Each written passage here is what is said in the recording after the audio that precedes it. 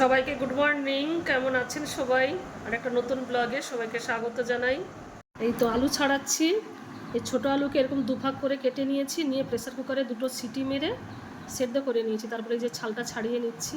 আমি ভীষণ ভালোবাসি এই ছোটো আলুর দম খেতে, আর এই গরমের সময় ভীষণ ভালো লাগে। আপনারাও বাড়িতে বানিয়ে খান, দেখবেন খুব ভালো লাগবে। প্রথমে ছাড়িয়ে নিচ্ছি ছালটা, তারপরে কিভাবে বানাই সেটাও শেয়ার করব। আমার মতো ছোটো আলুর দম খেতে কে কে ভালোবাসেন কমেন্ট করে জানাবেন। আজকের কুমড়া ফুলের বড়া ভাজা করব আর ছোটো আলুর দম বানাবো। ডালটাকেও বেটে নিয়েছি। কড়াইটা গরম হয়ে গেছে। প্রথমে একটু পাঁচফোড়ন দিলাম, একটা তেজপাতাও দিয়ে দিলাম, আর এই যে আলুটাকে ছাড়িয়ে রেখেছি তেলের উপরে দিয়ে দিলাম। প্রথমে ওপর থেকে একটু লবণ দিয়ে দেবো।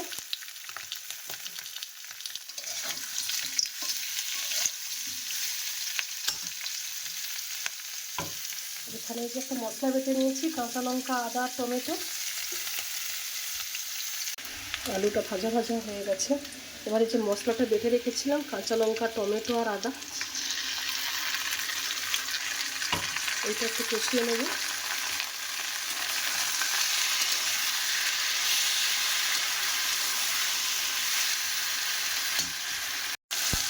এবারে পরিমাণ মতো লঙ্কা গুঁড়ো, পরিমাণ মতো হলুদ গুঁড়ো দিয়ে দিলাম,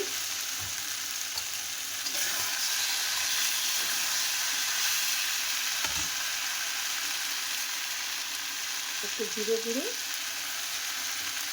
আর এই যে ধনে গুঁড়ো।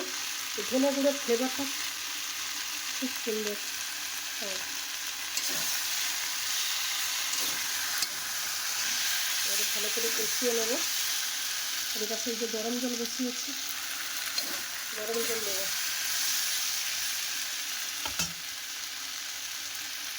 এই ছোটো আলুর দম না গরম গরম খেতে হয়, তরকারিটা করে থাকলে আগে থেকে শক্ত হয়ে যায়।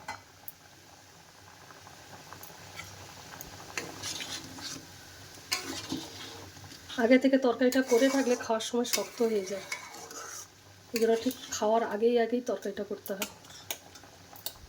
দম হচ্ছে, আর এর পাশে কড়াইটা বসিয়ে দিয়েছি বড়া ভাজার জন্য। লঙ্কা গুঁড়ো, হলুদ গুঁড়ো, লবণ দিয়ে দিয়েছি। এই ফুলটাকেও ধুয়ে নিয়েছি। কয়েকটা কাঁচা লঙ্কা কুচি দিয়ে দিলাম। এবারে ফুলটা দিয়ে মেখে নেব।